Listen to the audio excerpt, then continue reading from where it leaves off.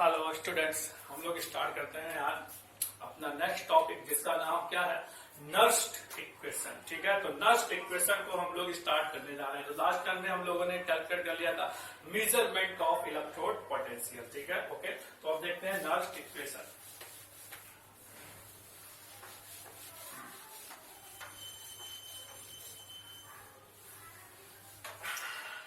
Nursed equation देखते हैं। तो नर्स्ड इक्वेशन हमारी क्या है,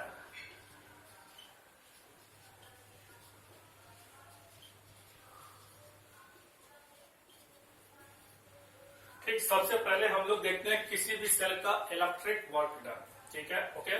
तो सबसे पहले आपको मालूम होना चाहिए किसी भी सेल का इलेक्ट्रिक वर्क डन। तो जरा देखिए, इलेक्ट्रिक वर्क डन क्या है।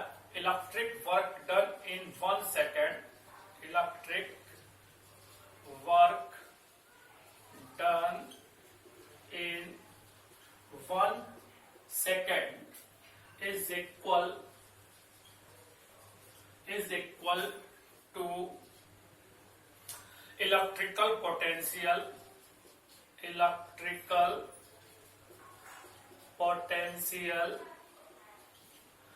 multiplied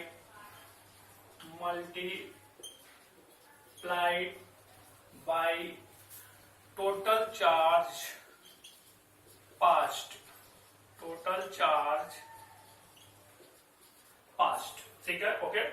तो इलेक्ट्रिकल वर्क डन आपका क्या है। तो इलेक्ट्रिकल वर्क डन किसी भी सेल में, तो electrical work done in 1 second, 1 second में इलेक्ट्रिकल वर्क डन किया। ठीक है, ओके। जो इक्वल होता है किसके, इलेक्ट्रिकल पोटेंशियल, वो भी किसके, electrical potential multiply by the total charge पास। ठीक है, कि उसमें टोटल चार्ज जो पास किया गया है वो हमेशा इक्वल के, सॉरी, इसमें जो इलेक्ट्रिकल चार्ज आपने पास किया, टोटल चार्ज पास किया है, ठीक है, वो इलेक्ट्रिकल पोटेंशियल के मल्टीप्लाई इज इक्वल किसके होता है, वर्क डन के होता है। ठीक है, ओके। तो इलेक्ट्रिकल वर्क डन जो है उसको हम लोग ऐसे लिख सकते हैं, क्या लिख सकते हैं, टोटल चार्ज पास्ड। तो जो टोटल चार्ज होगा उसको हम लोग बोल सकते हैं क्वांटिटी ऑफ इलेक्ट्रिसिटी। तो रिप्रेजेंटेशन किससे कर दिया, क्यू से, इनटू फिर क्या लिख सकते हैं, इलेक्ट्रिकल पोटेंशियल। इलेक्ट्रिकल पोटेंशियल को मैंने दिखा दिया V से। तो ये सेल का क्या हो गया, वर्क हो गया, वो भी कौन सा, इलेक्ट्रिकल वर्क डन हो गया। ठीक है, ओके।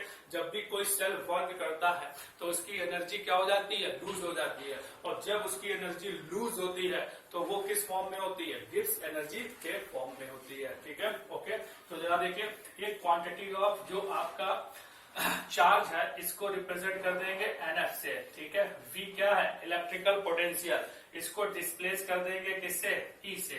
तो W इज इक्वल क्या लिख सकते हैं, NF इंटू E लिख सकते हैं। ठीक है, तो ये वर्क डन आ गया। अब ये जो वर्क सेल कर रहा है तो इसमें एनर्जी क्या हो रही है, लूज हो रही है। तो यानी कि वर्क डन इज इक्वल किसके हो जाएगा, डेल्टा G के माइनस डेल्टा G, क्योंकि जो एनर्जी होती है उसको रिप्रेजेंट हम लोग किससे करते हैं, गिब्स एनर्जी से। ठीक है, तो W को डिस्प्लेस करते हैं किससे, माइनस डेल्टा G से। तो डेल्टा G इज इक्वल किसके आ जाएगा, NF इंटू E के। ठीक है, तो एनर्जी इज इक्वल क्या आ गया, NFE। N क्या है, चेंज इन इलेक्ट्रॉन। ठीक है, ओके, इन रिएक्शन।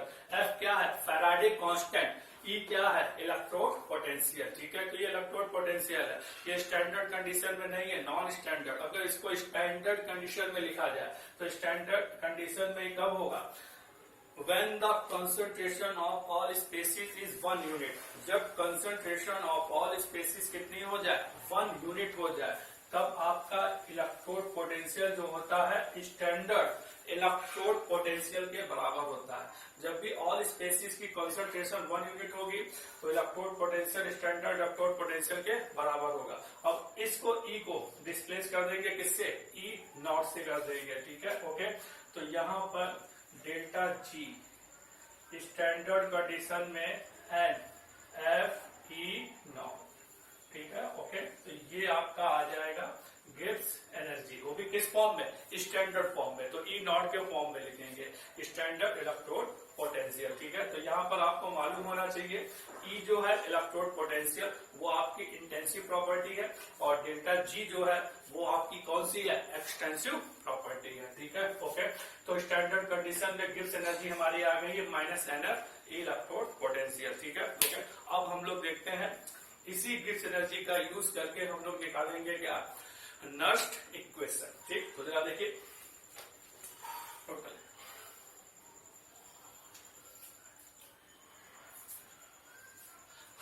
कर लिया, ठीक है। चलिए अब हम लोग निकालते हैं नर्स्ट इक्वेशन।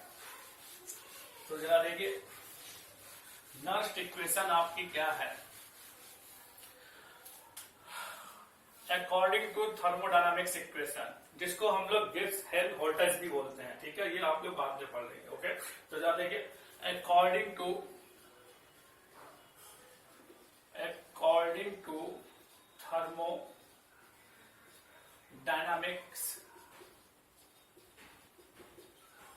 इक्वेशन, तो जरा देखिए क्या होती है, delta G Gibbs energy, delta G not plus R T log base E Q. Q क्या है, रिएक्शन कोशेंट। रिएक्शन कोशेंट को डिस्प्लेस कर दो केमिकल इक्विलिब्रियम कांस्टेंट से, तो क्यू डिस्प्लेस हो जाएगा के क्यू से। तो क्यू इज इक्वल किसके, के क्यू, मतलब केमिकल इक्विलिब्रियम कांस्टेंट। ठीक है, तो बस डेल्टा जी की वैल्यू क्या लिखेंगे, N F E. Delta G naught की वैल्यू क्या लिखेंगे, N F E naught standard electrode potential, R T ऐसे लिखिए log base E, Q displace के क्यू, तो क्या लिख दिया, के क्यू, केमिकल इक्विलिब्रियम। समझ गया, ठीक है।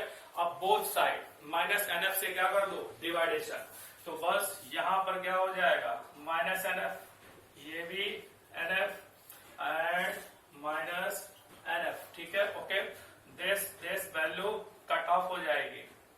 ओके, तो क्या आ जाएगा, E is equal E not minus R T upon N F log base e के ई क्यू, ये आ जाएगा। ठीक है, ओके। अब यहां पर आपको मालूम होना चाहिए कि कांस्टेंट आपके कौन कौन से हैं। ठीक है, ओके। आर क्या है, कांस्टेंट, टी भी टेम्परेचर, एन क्या है, चेंज इन इलेक्ट्रॉन, ठीक है, रिडॉक्स रिएक्शन। ठीक है, एफ क्या है, फैराडे, क्या है, फैराडे। ठीक है, आर की वैल्यू आप कितना रखेंगे, 8.314 joule kelvin inverse and mole inverse पे रखी जाएगी। टेम्परेचर की वैल्यू आप कितनी रखेंगे, एट ए केल्विन पर 273। ठीक है, एफ की वैल्यू कितनी रखी जाएगी, 96,500 कूलम मोल इनवर्स में। ठीक है, 96,500 कूलम रखी जाएगी। Okay, log base E Q, log base E Q को चेंज कर देंगे लॉग 10 बेस में, लॉग 10 बेस में चेंज करेंगे तो वैल्यू रखी जाएगी 2.303। ओके, तो इस लॉग बेस ई को टर्न कर दो किसमें, लॉग 10 बेस में। जल्दी से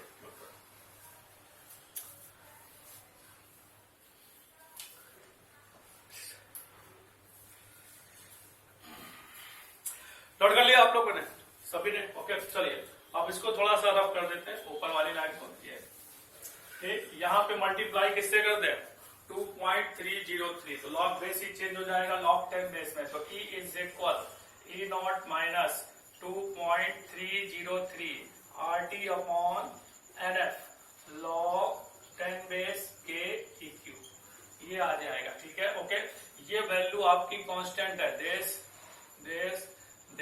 ठीक है, ओके, इस ऑल वैल्यू को आप पुट कर दीजिएगा, अभी जो मैंने आपको बोल करके बताई है। ठीक है, ओके, जैसे ही आप पुट करेंगे, सॉल्व करेंगे, तो सॉल्व करने पर आपको दिखाई देगा E is equal E not naught 0.059 upon N log 10 base के ई क्यू। ठीक है, ये हमारी क्या है, नर्स्ट इक्वेशन। ठीक है, E क्या है, जिसमें नॉट नहीं लगा है, E क्या है, इलेक्ट्रोड पोटेंशियल, E नॉट क्या है आपका, स्टैंडर्ड इलेक्ट्रोड पोटेंशियल, N क्या है, change in electron, redox reaction, मतलब जो ऑक्सीडेशन और रिडक्शन में इलेक्ट्रॉन क्या होंगे, पार्टिसिपेट होंगे। ठीक है, KEQ क्या है, केमिकल इक्विलिब्रियम कांस्टेंट। ठीक है, okay, this equation all applicable, ठीक है, कंप्लीट सेल और हाफ सेल। तो इस नर्स्ट इक्वेशन का यूज हम लोग half cell and complete cell के लिए यूज करेंगे और इससे ही डिटरमाइन करेंगे इलेक्ट्रोड